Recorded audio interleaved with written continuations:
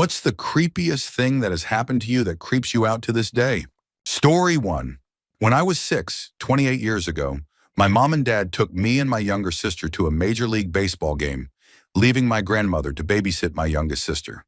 When we got back, my grandmother told my parents that two men had come by the house with photography equipment and asked whether a young girl with red curly hair lived there, saying that they had spotted her and that she would be a great child model for some advertising work they were doing.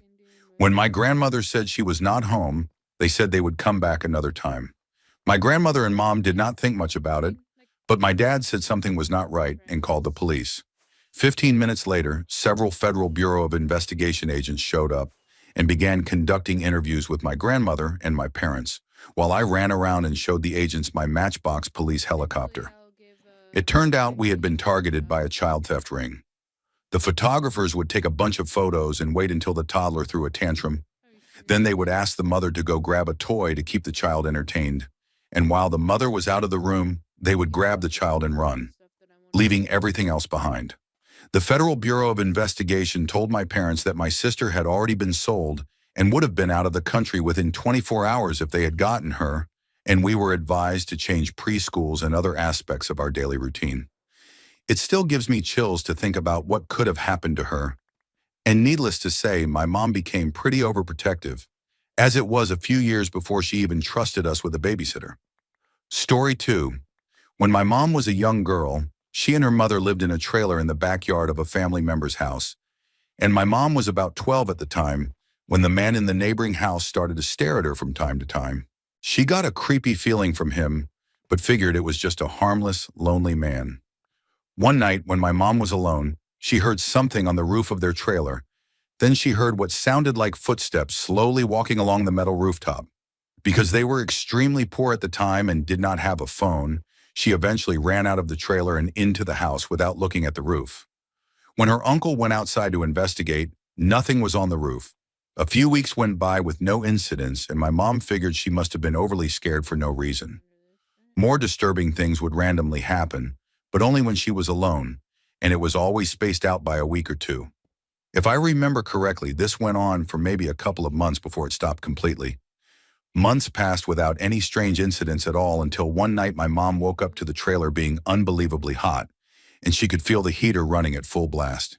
She got out of bed and was about to go to the control for the trailer's heater, but she was overcome with a bad feeling and decided to go into the house instead. Her uncle went out to the trailer and noticed that the lock on the door was broken or tampered with, and he looked inside quickly but did not see anything. His wife made him call the police, and when they arrived, they searched the trailer and found one of the kitchen knives hidden behind a chair next to the heating controller. They suspected that the neighbor had gone into the trailer, turned the heat up, and crouched behind the chair waiting for my mom to come by. And then who knows what would have happened. It has been a long time since I heard the story, but from what I remember, the police questioned the neighbor and could not really do anything about it. Luckily, my mom and grandmother were able to move out of that town shortly after. My mom told me that about 5 years later, she was visiting other family members who lived in a nearby town and saw the neighbor at a grocery store, and she ran out before he saw her. Story 3. Just a few months ago, while I was still in school, I rented an old house with two of my friends, and I lived in the basement while they each had a room upstairs. Several strange things happened to me while I was living in that basement. The first was that I had just gotten a dog and he was about 4 months old at the time, and every now and then, right when I turned the television off to go to sleep, my dog would start whining and growling at one corner of my room. He usually would not get on my bed because he was not allowed, but during these moments he would jump on my bed and get as close to me as he could, all without ever taking his eyes off that corner. This happened about 5 times over the course of 4 months. Then, toward the end of the school year when I was about to move out, the scariest thing that has ever happened to me occurred. Under our stairs there was a small door that led to a tight space with a dirt floor.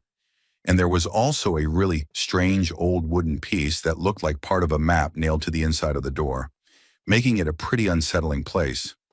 Up until the day before this incident, we had kept a small chair in front of this door that I used to lay my coats and other things on, but we had some friends over the night before, so we brought that chair upstairs. It was dark, probably 8 in the evening, and I had just been upstairs in the kitchen. And as I stepped off the stairs and was about to open the door to my room, the door to the small closet under the stairs opened extremely slowly with the loudest creak I have ever heard in my life. I stood completely still, frozen in fear, staring at the closet and waiting for whatever was about to come out. And I literally stood there for about 5 minutes, absolutely terrified. Eventually, I opened the door to my room and locked it as fast as I could. And I was not sure if either of my roommates were home, so I called my female roommate and found out that she was there. I spent the rest of that night upstairs with her, still too scared to go back downstairs, and I should mention that I am a 21-year-old man who does not scare easily.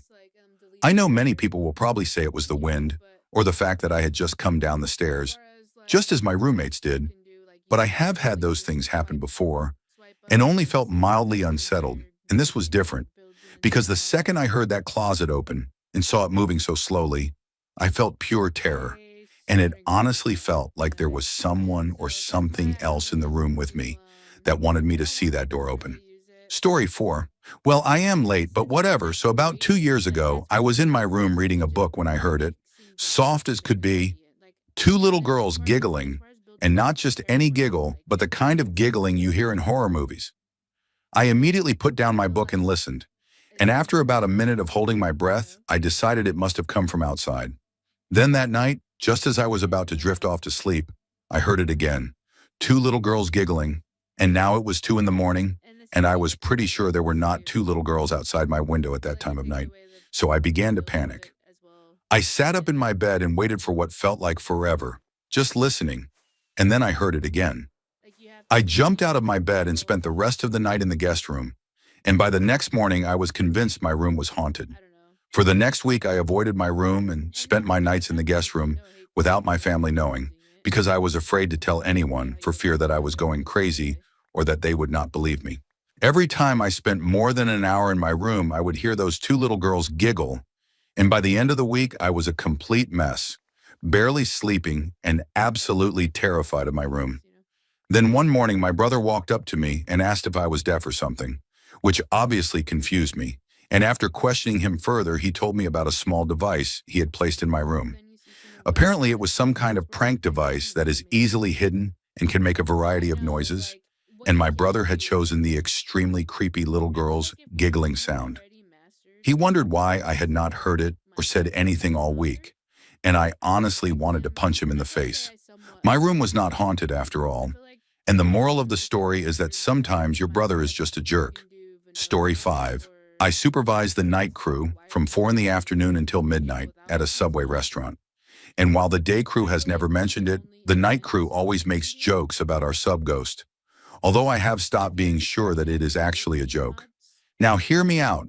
I am not saying the Subway I work at is haunted, but I am also not saying it is not haunted. It is open 24 hours a day, 7 days a week. So after midnight, just one person stays by themselves until the day crew comes in around 6 in the morning. And I always spend at least an hour a night alone, and quite a while with just one other person. Sometimes we hear voices, the music is off, there are only 1 or 2 of us, but we can hear people having a conversation, even though it is too quiet to make out words. The first time I heard voices, I looked at my supervisor and asked if she heard them too, and she looked me in the eyes and casually said, "Yes, it is the sub-ghosts talking." It sounds like a joke, but now I realize that when I am training someone new on the late shift, I have given the casual "it is just the sub-ghost" response more times than I can remember. There are voices, there are strange crashing noises, and sometimes when no one is in the room, things fall off the counters for no clear reason. Once our owner bought new automatic paper towel dispensers to replace the old push dispensers, and I was alone right before the overnight employee came in when I heard a towel dispense. I walked around the corner and everything was quiet, and I was about to walk away when another towel came out, then another, and finally it went full sub-ghost and dispensed the entire roll continuously without stopping, much like when a cat figures out how to unroll toilet paper. It only stopped when there was no paper left and no one else was around, but a few days later the owner switched them back, so we now have the manual paper towel dispensers again.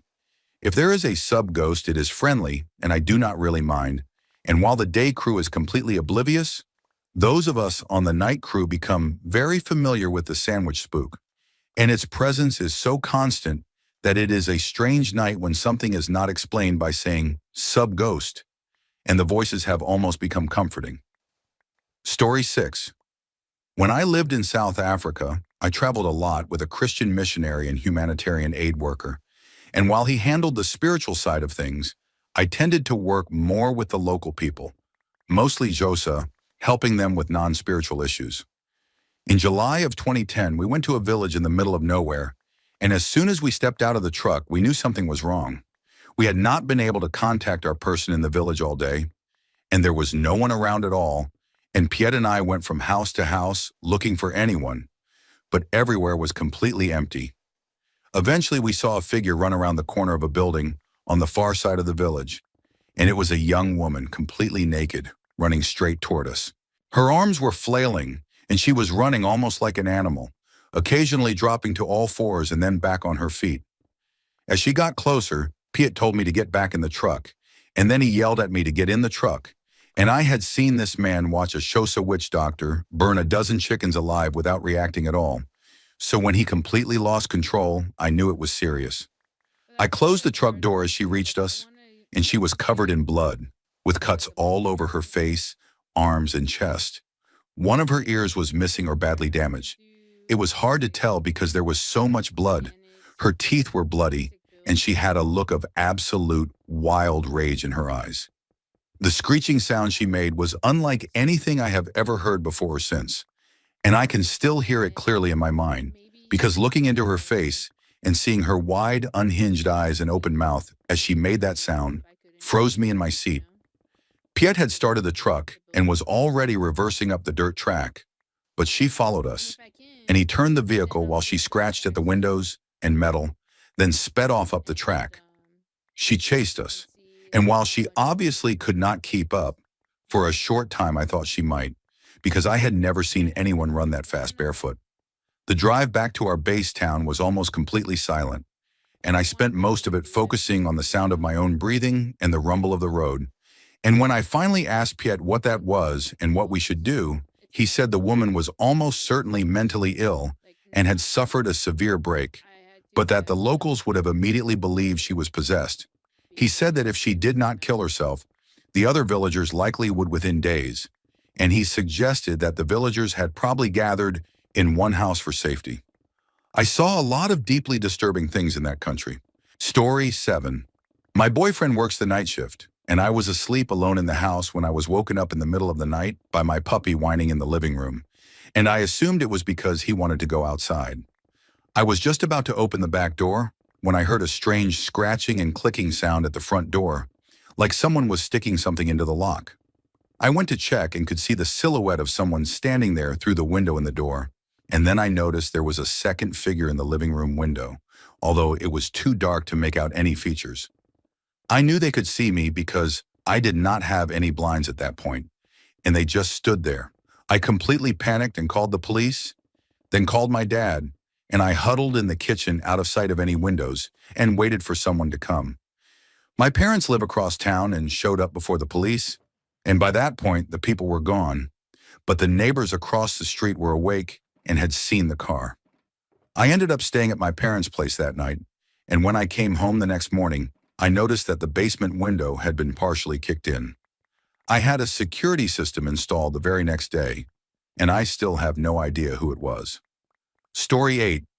Kidnapping attempt in the 1980s.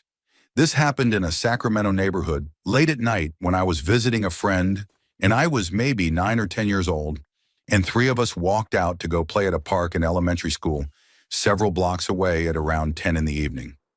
We were playing frisbee in the street in front of the school when our frisbee landed in the road just as a white van pulled up and stopped, as if to let us retrieve it. I walked toward the van, grabbed the frisbee, and then moved to the side to allow the van to pass. But as it did, the sliding door opened and a man dressed in black like a ninja came flying out and tried to grab me. He was wearing a harness, and the van had been rigged with a telescoping mechanism that allowed him to extend out about 5 feet while hanging from the harness, similar to how people appear to be flying in some haunted houses. And it was operated by another person inside the van who was also dressed in black. meaning there were at least 3 people involved. I barely dodged his attempt to grab me, and all 3 of us ran toward the elementary school, jumped the fence, which was about 6 feet tall, ran along the fence through bushes, and then climbed a second fence that was maybe 15 feet high, which allowed us to get inside the school grounds. We were absolutely terrified and could hear the van driving around, assuming they were chasing us. And we eventually found a way to get onto the roof of the school from the inside, which felt like a miracle. And from there, we watched the van drive around the school for at least 30 minutes in an obvious attempt to find us. That scared us even more because you would think kidnappers would flee. But it seemed like they were worried we could identify them. And since this was before cell phones, we stayed on the roof until about 45 minutes after we last saw the van. It also appeared that some of them were searching for us on foot, which only added to the fear, and eventually we escaped and went back to my friend's house and never told anyone in our families because we were afraid of getting in trouble. Story 9. I am female, and I am 21 now, but when I was 4 years old, my sister had just turned 16 and had recently gotten her driver's license, which she was extremely excited about. It was probably only September since she got her license in July, and my sister is from my dad's first marriage. So she lived with her mom and stepdad while I lived with our dad and my mom, and our houses were about 30 minutes apart. My dad worked late hours, and my mom traveled frequently for work, so I spent a lot of time with babysitters until my sister got her license. And my dad finally gave her permission to pick me up after school and take me to her mom's house until he was off work, which made her incredibly excited to finally be able to drive. Even though I was only 4, I remember this event very vividly, although there are parts I have understandably forgotten over the years, and it took years for my sister to even ask me if I remembered it. But when I told her everything I did remember, which was about 80%, she filled in the rest. It was one of the first times she was allowed to pick me up alone, and almost as soon as we pulled onto the main road, a white pickup truck swerved behind us, which was strange, but did not seem alarming at first. After a few turns, my sister noticed the truck was still following us, even switching lanes right behind her every time she did, and being a somewhat paranoid person, she tested it by changing lanes several times, hearing his tires squeal as he aggressively cut back behind us. She told me not to worry, and I remained an oblivious little kid. Even though she looked scared, the man became increasingly angry, and while I do not remember his face, I clearly remember the expression of pure hatred on it, as he honked repeatedly, drove extremely close to us, swerved back and forth, pulled alongside us, and made threatening gestures. We eventually stopped at a large 4-way stoplight where we were the first car in our lane, and he used the empty lane to pull in front of us in the intersection and block our car, then got out and stormed toward us, screaming so violently that his face appeared almost purple. Neither of us remembers what he was yelling, but he lifted his shirt to show us a gun, pointed at it and at us, and kept approaching, and my sister put her arm over me, told me to close my eyes, and drove straight through the intersection, risking a crash rather than staying there. He jumped back into his truck and followed us, and since my house was closer than hers, she drove there. But he followed and blocked us in the driveway, got out again, and walked toward us with the gun, forcing her to swerve across the lawn and back onto the road. He continued following us, pulling alongside and hitting our car, trying to force us into traffic on a major road next to our neighborhood, even placing the gun on his dashboard and making a slashing motion across his throat as a threat. There was a gas station nearby, and my sister calmly but firmly told me that when we stopped, I needed to unbuckle and run inside immediately and tell the cashier to call emergency services because a dangerous man was following us. And when we pulled in, she stopped the car, and I did exactly that, with her right behind me. The man pulled into the parking lot and went through my sister's car, but by the time police arrived, he was gone, and they never found him or learned what provoked him. And the only things missing from the car were my sister's identification and the cash she had with her. Story 10. This did not happen to me, but it happened to my cousin and was witnessed by another cousin and an aunt. And for the sake of the story, I will say my younger cousin's name is Jenny, my older cousin's name is Jane, and my aunt's name is Myra. Jenny and Myra were in New York City to visit Jane while she was in her master's program, and they toured around the city and stayed at a hotel, I think somewhere in Manhattan. In the middle of the night, Jenny started having nightmares. And after talking to her later, she described something that matched sleep paralysis perfectly, because she said she felt like she was being pulled in and suffocated by a massive television that forced her through the bed and into the ground.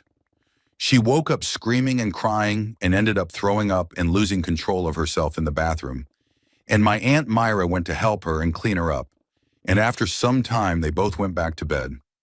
A while later, my aunt checked on Jenny again and found her staring directly at her with a completely blank expression, still asleep but with her eyes fully open, which seriously unsettled her, especially since she and my cousin Jane were also hearing whispering and what sounded like children's voices. They left the hotel first thing in the morning, but the strangest part came later when there was a photo of my family taken at serendipity, where Jenny's lips appeared completely black, not edited or shadowed, but perfectly black and symmetrical, almost like she was wearing makeup or lipstick, even though she was not. I have seen the photo myself, and to this day, none of us know why her lips showed up like that in the picture. Story 11. My parents were on their honeymoon in Key West, and when they arrived at the hotel to check in, they were told that their room would be non-smoking. So because my dad was a smoker, they asked for a different room. They got the room switched and went up, and as they got off the elevator, the smell of fresh paint was overwhelming, and down the hall there was a painter with all his supplies laid out painting the wall.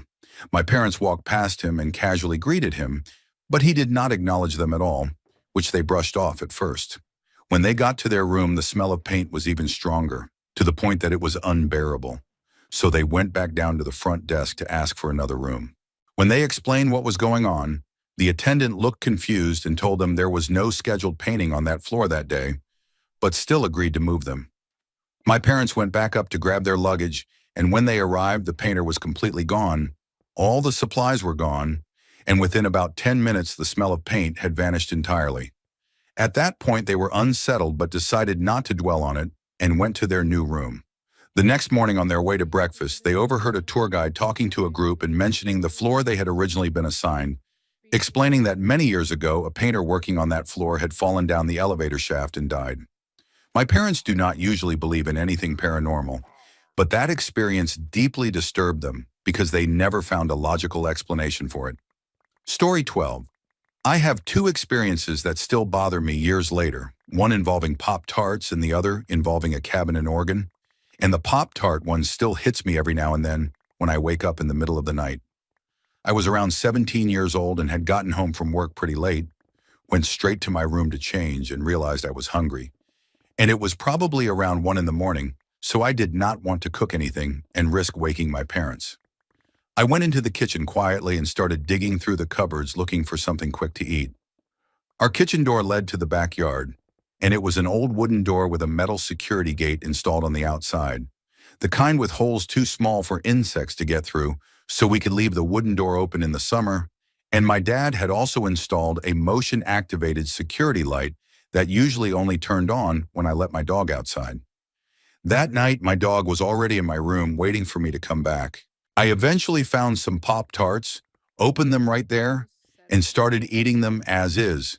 And while I was standing there, I heard a faint whistling sound coming from outside through the open door. At first, I thought it was the wind, but I realized it was a distinct tune, clearly part of a song, sounding both happy and sad at the same time. After about 20 seconds, I assumed one of my friends down the block was messing with me, and right as I had that thought, the security light suddenly turned on. I looked around but saw no one, and the whistling continued, which sent me into a quiet panic as I stood there frozen, staring outside. After about a minute, the whistling got louder, and I saw the handle on the metal security door start moving up and down, even though I could clearly see through the door that no one was there, and the light was still on, giving me a clear view. At that point, I dropped the Pop-Tarts, ran back to my room, slammed and locked the door, and hid under the blankets with my dog and a bat. And after that night, I never went into the kitchen late at night again. Story 13. When I was about 6 years old and playing with the kid next door one afternoon, the lights suddenly went out, and we were by ourselves because all of her family members were at the hospital with her mom, who was suffering from leukemia at the time. When the blackout happened, my friend went out onto the porch to do something I do not remember, and I was standing by the door looking outside when something made me turn back toward the house. In the living room, there was a shadow figure walking around, tall and dark with no recognizable features at all, almost like someone wearing a black full bodysuit, but not as solid as a real person would look in a room, and it was not blurry either. I noticed it moving around the room as if it were looking for something, and at that point I was not scared because I had never seen anything like it before, and I was a curious child. The next thing I knew, it went up to the second floor, and I followed it, watching the shadow figure walk around the bedroom again as if searching for something. Then it started moving toward the wall on my right, and I remember thinking, oh no, is it going to disappear? Is it going to disappear? And sure enough, it vanished straight through the wall. I forgot about all of this until I was around 17 years old and watching one of those real ghost story shows on television in Japan, the ones they show every summer season before the Obon holidays. One man talked about his own experience seeing shadow figures in a hospital where he had been confined for a few months, and he mentioned that he sometimes saw them beside people who were about to die. I felt chills run up and down my spine when I heard that, because I remembered that my friend's mom died about a week after I saw that shadow figure. And ever since then, I have had my own understanding of what that dark figure might have been, either death itself or whatever it is that comes to take you when you die. Story 14. This happened to me back in 10th grade when I could not sleep and was feeling restless. So I decided to take a walk along the greenway near my house. Most people would hesitate to walk through the woods alone in the middle of the night, but it was a safe neighborhood, and I knew the greenway like the back of my hand. No more than 5 minutes into the walk, I heard a girl singing, and I immediately recognized the tune as Camptown Races. I looked around for her, but it was pitch black, and not wanting to suddenly startle her, I called out that she had a nice voice, but there was no reply and she just kept singing. I kept walking, but the singing did not get any farther away, which made me wonder if she was following me or if we were just walking in the same direction. I made a sharp turn onto another path and the singing followed. Then I made another sharp turn and it followed again. And at that point, I was certain she was following me. I tried to pinpoint where the voice was coming from, but could not, and it felt like she was deliberately changing her volume, so I could not tell if I was getting closer or farther away. I started to panic and took off running back toward home, and since I was running track at the time, I was confident I could lose her. I got home, kicked off my shoes, and turned on the television, and about 10 minutes into watching a show, I heard a girl's voice singing Camptown Races that was not coming from the television. For a moment, I just sat there in pure terror, unable to process what was happening. Then I ran outside barefoot and frantically looked around until I realized the voice was coming from above me, from the roof of the garage. I kept a ladder on the side of the garage so I could climb up there, and it was the only way up or down unless you wanted to jump and risk hurting yourself. I raced up the ladder and just caught sight of a figure in a red hoodie disappearing off the side of the roof toward the backyard, having jumped down without hesitation. I watched her sprint across my yard, completely unaffected by the fall, and clear our 6-foot fence like it was nothing.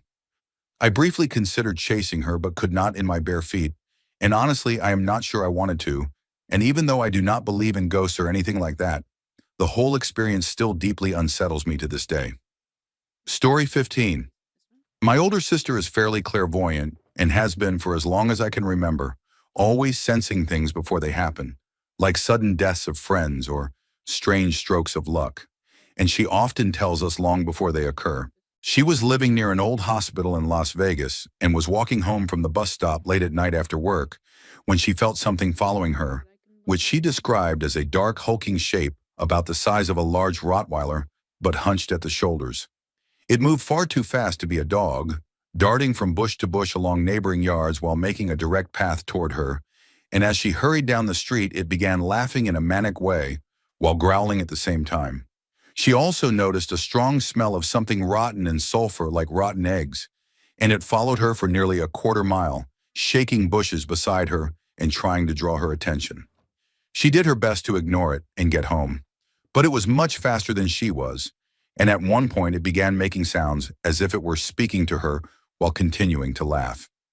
She finally stopped under a street lamp, turned toward it, and yelled for it to go away and stop following her, at which point it paused, seemed confused, and then began to grow slightly larger while growling again. Just then, a neighbor came outside to go to work and saw my sister standing her ground and yelling at what he later described as a very large, twisted dog, telling it that it would find no victim there and that its words had no power. The neighbor told me it looked like the creature tried one last time to approach her before suddenly turning and shooting down the street faster than anything he had ever seen. And he also mentioned noticing red eyes, something he only brought up after I asked him to recount the story several times. About a week later, a boy in the neighborhood was arrested for killing his younger brother with a large hunting knife. And according to a newspaper article my sister read at the time, he told police that a demon came to his window every night whispering for him to kill his family, describing it as a hunched animal that laughed and growled while urging him to do it. Story 16. Once my father went camping at a non-commercial campground during early spring, the kind that is more secluded with no camp manager or facilities. And it was still very cold at night, so there were not many people camping at that time of year. There was only my dad, a few of his friends, and a rough-looking old Chevrolet truck with a makeshift Frankenstein-like camper mounted on it a few sites down. Being friendly and considerate campers, my dad and a couple of the other guys went over to say hello and let their neighbor know to speak up if they were being too loud during the weekend. The man they met seemed polite and kept to himself, thanked them for introducing themselves, and looked like he had been camping there for a few weeks already, with a clothesline set up and everything. During my father's 3-night stay, they waved at the man occasionally and even invited him over for coffee one morning. And after not seeing or hearing from him for a couple of days, they did not think much of it and finished their trip. On the way out of the campground, they passed his campsite, which was still set up exactly the same way as when they first met him. And as my dad was driving toward the exit, a friend in the truck shouted for him to stop because he thought he saw something. My dad caught it out of the corner of his eye as well, but assumed his mind was playing tricks on him, until he realized it really was the man hanging from a tree, and not a plastic bag meant to keep animals out of food. They all got out of their vehicles and called emergency services with spotty reception. And the scene was horrific, with the man's neck stretched thin from the weight of his body and his skin discolored. My dad remembers seeing a note attached to the tree with a hunting knife, but he was too disturbed to read it and still talks about how badly he wanted to cut the man down, even though he knew it was far too late. The police and ambulance eventually arrived, thanked them for reporting it, gathered information, and sent them on their way. The part that still unsettles me the most is that this happened at my dad's favorite campsite, where we were staying years later when he finally told us the story. And even though he waited until we were grown before mentioning it, it still sticks with me. Story 17. My life is generally very ordinary, but something happened to me while working at a summer camp, where counselors and campers stay overnight for a week at a time. I hated my assigned room because the bunk beds and walls felt too cramped, so I secretly started sleeping in the staff lounge instead, which had comfortable couches and felt much more like home. The lounge had a simple electronic lock that required a 4-digit code to enter, and sleeping there honestly made camp life much better until one night.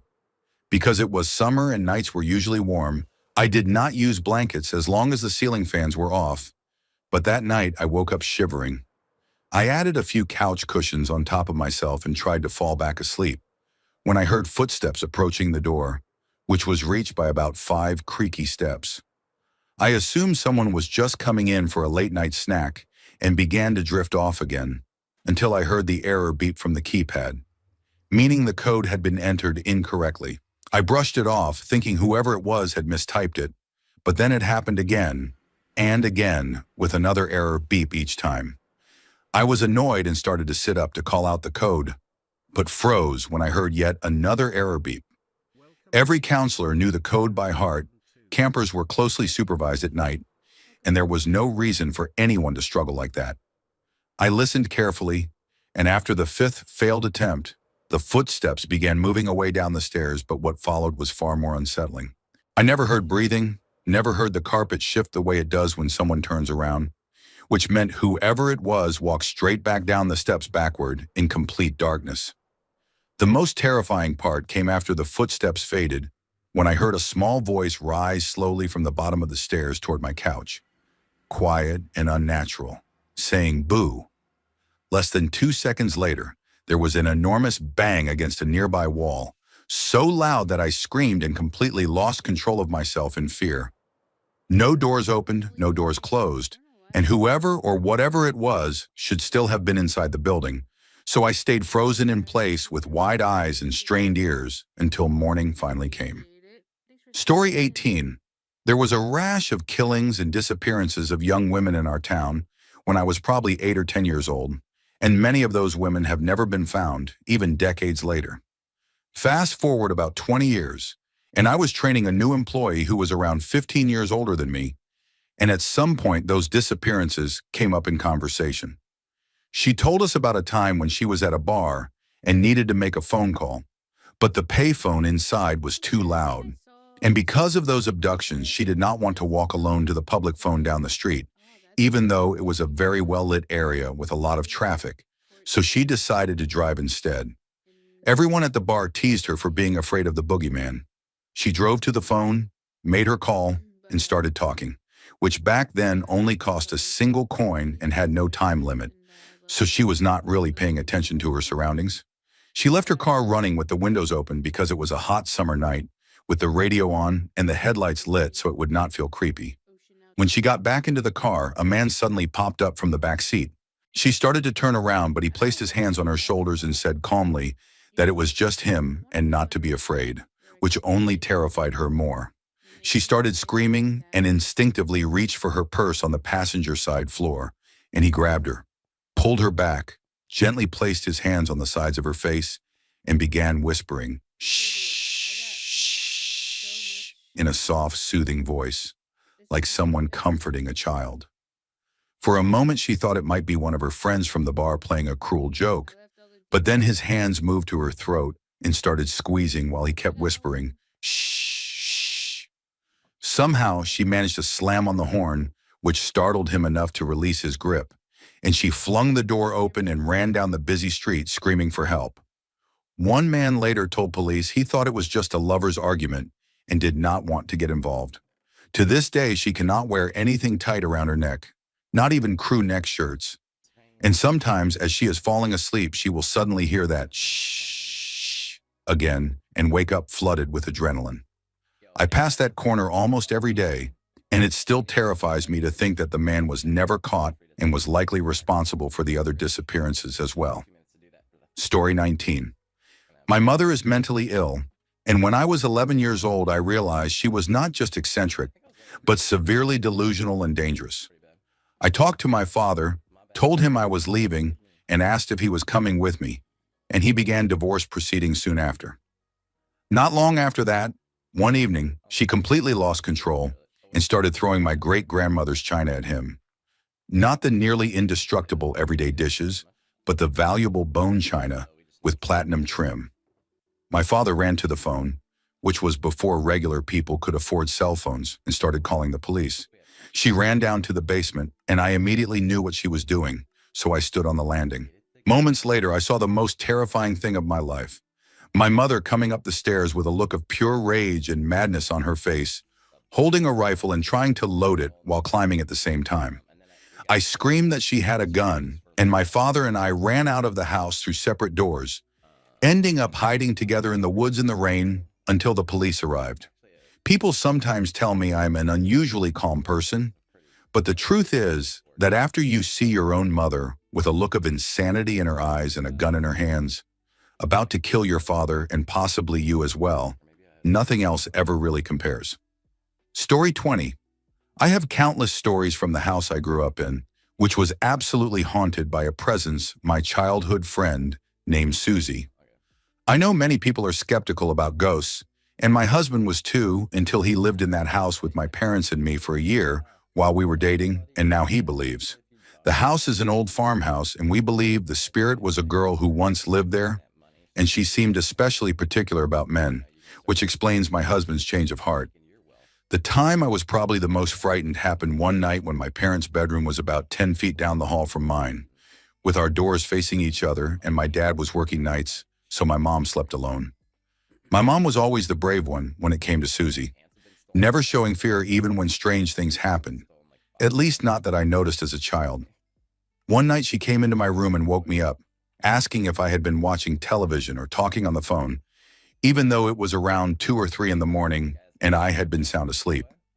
I told her no, and she left. Then I heard her go upstairs and ask my brothers the same thing, and after getting the same answer, she returned to her room. Less than a minute later, she came back and asked me to sleep in bed with her, which terrified me because she never showed fear over anything strange in that house. She fell asleep almost immediately, while I lay awake for at least half an hour, scared out of my mind and holding on to her arm just to feel safe. The next day I asked her what happened, and she explained that she had heard something in the dining room that sounded like one of those children's toys that spins and lands on an animal while making noises, except this one was speaking complete gibberish. She said it started quietly and kept getting louder and louder, which is why she went to check on us, and the moment she stepped out of her room, the noise stopped. What made that night more disturbing than any other incident was not the sound itself, but how badly it frightened my mother. Story 21. I was 16 years old when this happened and living with my parents. And one morning I was getting ready for a friend to pick me up so we could meet up with a group of friends for some event that I no longer remember when my dad came into my room. He saw me getting ready and asked where I was going, and when I told him my plan, he asked me not to go. I scoffed and asked why, and he said he just wanted me to stay home that day. I had not looked at him yet because I was focused on getting ready. But when I finally did, I saw a look on his face I had never seen before. A mix of fear and concern so intense that it stopped me cold, and he did not even blink. I agreed to stay home if it would make him feel better, and he nodded and walked out. I had no idea what had just happened, but I texted my friend some excuse about being grounded. After that, I went to find my dad and asked if everything was okay, and although he said he was fine, I could tell something was wrong, and after pressing him, he finally told me what had happened. He said that during the night he woke up and saw me standing at the foot of his bed, smiling at him, and when he asked if I was okay and turned to fall back asleep, I did not answer. When he turned back over, I was fading away into the darkness, and he rubbed his eyes and assumed he had been dreaming, but the feeling unsettled him so badly that he got up to check on me. When he stepped into my room, he felt a deep chill run down his spine, watched me sleep for a moment, and then felt the same chill again as he crossed the doorway to leave, which unnerved him deeply. He eventually went back to sleep, but when he woke up, he had an overwhelming feeling that something bad was going to happen to me. And when he heard me getting ready that morning, he came in and asked me to stay home. Later that afternoon, I received a call from an unknown number, which turned out to be the mother of the friend who was supposed to pick me up, telling me that on his way to the event, he had been making a left turn when a truck ran a red light and smashed into the passenger side of his car, completely caving it in. My friend survived with a broken arm and a concussion, and he was alone in the car, and I was not with him. Story 22. When my parents first moved into my childhood home, they decided to turn a room in the attic into a nursery for their first child, which ended up being me 2 years later. And that room was always freezing cold, which was not surprising since the house was built in the late 1800s. What was strange was that immediately after I was born and moved into that room, it became one of the warmest rooms in the house. And my parents found it odd but convenient since they did not need to heat it for a baby. As time went on, strange things began happening, with wind-up music boxes slowing to a stop and then starting again on their own, and my parents hearing me giggle and move around as if I were playing after being put to bed. When I was old enough to speak in full sentences, they asked me who I was talking to at night, and I calmly told my mother that it was my old lady, and when she looked confused, I said she was right there in my closet. My mother brushed it off as an imaginary friend, but when I was around 3 years old and she was pregnant with my younger brother, I started telling her that my old lady was sad and lost, and around that time the room became freezing cold again, like it had been before I was born.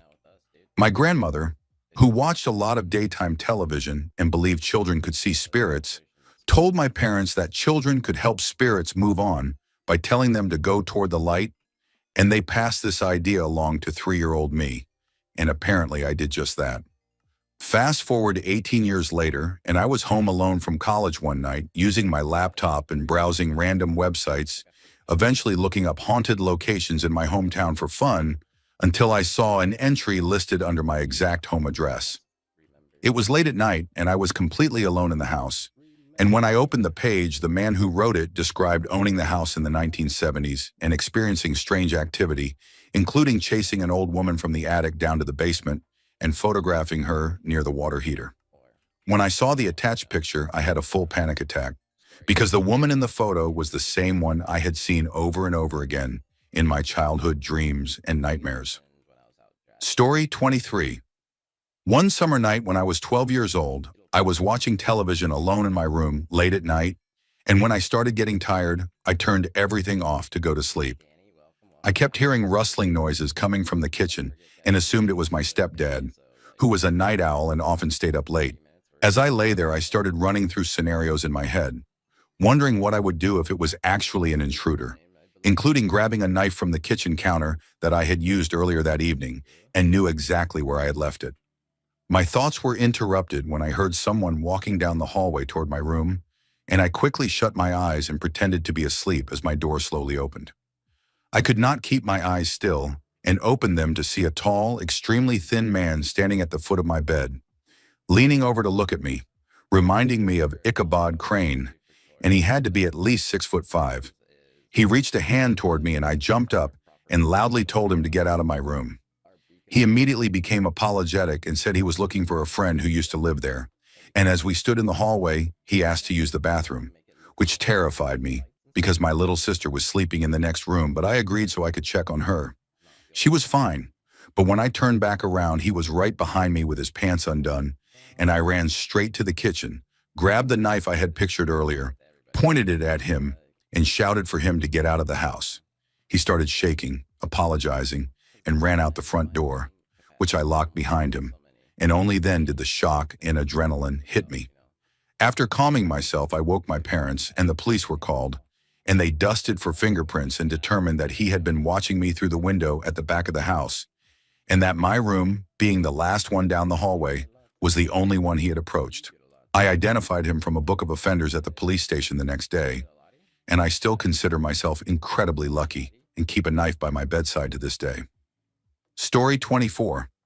When I was 16 years old, my brother, my dad, and I lived with a roommate who was about 35, and one day an old friend of his came over and stayed the night. The next day, my dad pulled me aside and explained that this man supposedly had brain cancer and was going to die soon, that he had traveled the world finishing his bucket list, had less than a week to live, and for some reason wanted to die in our house. He stayed for a few days, and I had a few heavy conversations with him, and I even lent him my camcorder so he could record a goodbye message for his daughter, which made it especially strange sleeping with him just in the other room. On about the 5th day, I came home from school to see police cars all over our block, and my dad told me the truth, that the man never had cancer at all, but was actually a fugitive wanted for assault and substance trafficking, and had been hiding in our house to evade the police. My dad had gone into the backyard and found him with a gun, about to kill himself, stopped him, and called the police, who took him into custody. Later, I watched the video he recorded on my camcorder, and it was eerily similar to the confession video in the first episode of Breaking Bad, and I think I still have that tape somewhere. Story 25. The scariest person I have ever encountered is someone I do not even know, and it happened when I was in college and flew to Kansas City to visit a friend for a weekend. I arrived around 9 in the evening, knew nothing about the city, and my friend did not have a car or a cell phone because his apartment was close to campus. So he walked to meet me at the bus station. We went back to his apartment, talked, drank, and had a great time. And before we knew it, the time had crept past 3 in the morning when there was a loud knock on the door that sounded like it was hit with something metal. Before my friend could finish checking it, a deep, guttural voice roared through the door shouting about free candy while continuing to pound on it. My friend quietly looked through the peephole and turned back with the color draining from his face, mouthing to me that we were going to die. We dropped to the floor and crawled behind the couch, then made our way to the back of the apartment and hid together in a closet as the knocking grew louder and more violent. When I asked what he had seen, he told me the man was at least 6.5 feet tall, muscular, completely naked except for a head covering, and holding a double-barreled shotgun, and his voice shook with disbelief as he described it. We waited in terror, feeling the pounding through the floor, knowing there was no phone, no car, no escape, and that we were on the fourth floor with no access to the stairwell. After about 15 minutes, the knocking finally stopped, the yelling ceased, and after waiting another half hour, we cautiously came out to find the hallway empty. The next morning, I rented a car, my friend bought a cell phone, and we filed a police report, but nothing ever came of it. Story 26. This happened about 12 years ago when I was living on the second floor of an apartment complex with my ex, and the building backed up against a golf course, which meant we often had strong, unobstructed winds blowing in, especially in the fall. One early evening, the sky was that deep autumn blue turning gray, perfect nap weather, and since I had a bad cold, I decided to lie down while my girlfriend stayed up playing a computer game in the other room. Our bedroom was large with a queen bed, two big dressers, and plenty of open space, and as I drifted off, I was oddly comforted by the sound of her typing, the wind outside, and my own breathing blending together. I had only been asleep for a few minutes when I woke suddenly with intense pressure in my head, my ears popping painfully as a metallic ringing sound rose and faded. As I tried to reposition myself, a thick, musky humidity filled the room, like swamp air on a hot day, and an oppressive darkness seemed to creep across the space, swallowing the faint light from behind the curtains. I noticed a shadow near the vent and focused my eyes until it resolved into what looked like a little girl, about 10 years old, sitting with her knees hugged to her chest, rocking slightly, her clothes soaked with mud and seaweed, and her skin gray and lifeless. I felt strangely calm, observing rather than reacting, until her eyes locked onto mine, and she let out a piercing shriek that made my ears ring again. In an instant, she launched herself at me, landing with crushing weight, her nails digging into my skin, and her hands closing around my throat as the smell of rot and stagnant water overwhelmed me. I tried to fight her off, but felt myself weakening, panicked and desperate, convinced I was about to die, until I twisted my body and managed to roll us both off the bed. I scrambled to my feet and ran from the room, collapsing in the living room in front of my shocked girlfriend, shaking, crying, and barely able to explain what had happened. When we went back into the bedroom, the bed was soaked with sweat, the sheets torn loose and pillows on the floor, though there was no mud or water, and while at the time I believed something supernatural had attacked me, I later came to believe it was an intense nightmare or sleep paralysis episode, though the memory still unsettles me deeply. Story 27.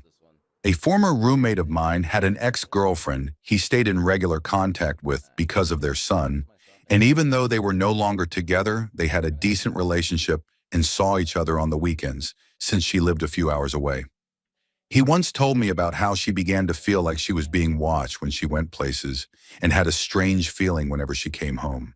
One night she came home late with their son asleep in his car seat, and as she got out of the car, she heard rustling in the bushes that sounded larger than a cat or raccoon. She quickly got her son out of the car and went inside her apartment, shaken but trying to calm herself.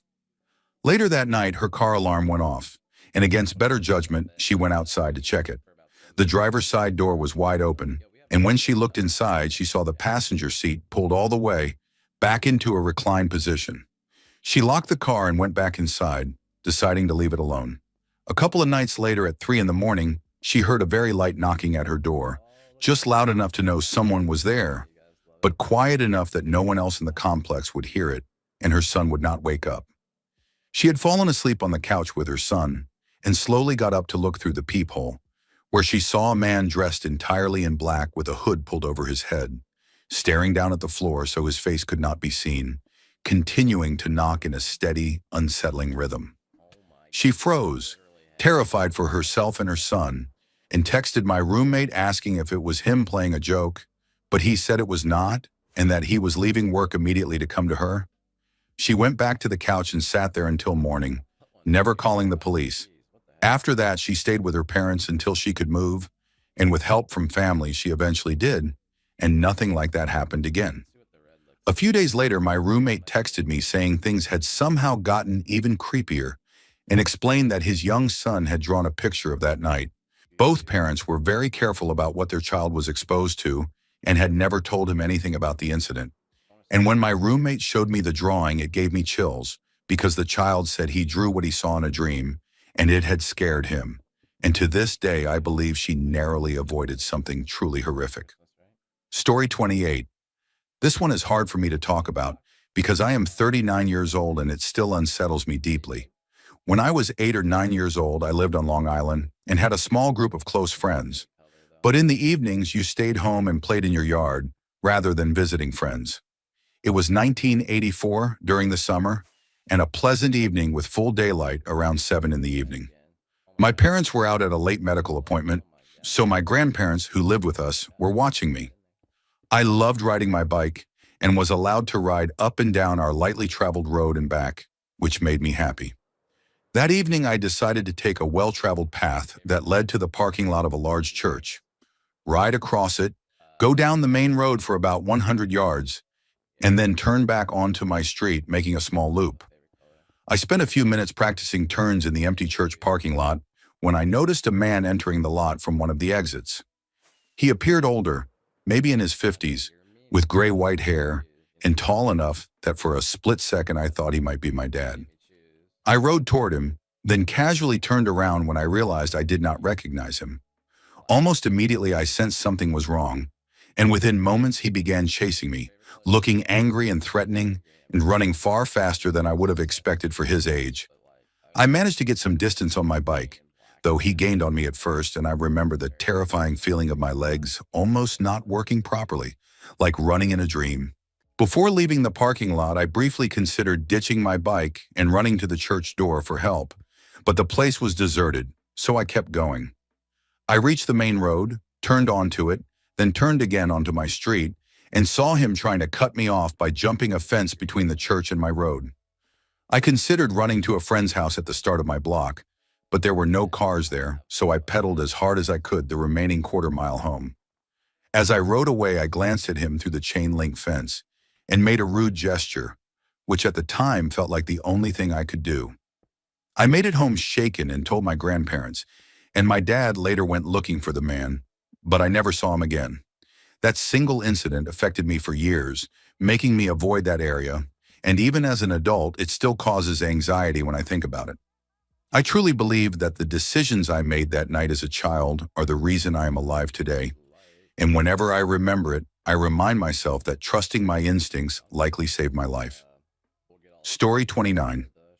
This happened when I was younger, probably around 10 or 12 years old, and we lived at the bottom of a very steep hill where cars had to ride their brakes to obey the speed limit. Our living room sat at the front of the house with the couch pushed directly against the wall facing the road, and one night my sister and I planned to sleep downstairs so we could stay up late watching movies, setting up blankets and pillows for the night. I was supposed to sleep on the couch while my sister slept on a mat on the floor, but we got into an argument bad enough that my mom intervened and told us we were no longer allowed to sleep in the living room. And even though we were no longer mad at each other, we went upstairs angry at her for ruining our plans. The next morning I woke up to see an ambulance and a fire truck in our yard, and a wrecked pickup truck with a snowplow lodged in the woods near the house, and we learned that a drunk driver had lost control coming down the hill, hit a culvert, and crashed straight through the exact wall our couch had been against, shattering the glass and mangling the furniture before being stopped by a tree. To this day, it chills me to think about what would have happened if we had slept downstairs, and parts of the plow were still lying where the truck stopped long afterward.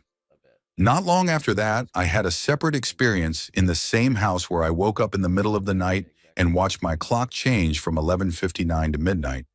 And when I looked toward the door, I saw a dense, misty figure of a woman floating a couple of feet off the ground behind it, wearing a dress that moved as if there were wind in the room, even though there was none. She looked sad but calm, and although I was frozen and could not move or call out, I felt strangely comforted as if she were watching over me, and after several seconds, she slowly drifted backward and vanished. Another time when I was home alone with just my dog, he suddenly stood at the foot of the stairs with his teeth bared, growling and barking at something I could not see, and when I looked up the stairs, there was nothing there, yet every instinct in my body told me something was watching us from above. And even in the heat of summer, my skin crawled with cold until I dragged my dog away, and I still wonder what was really there.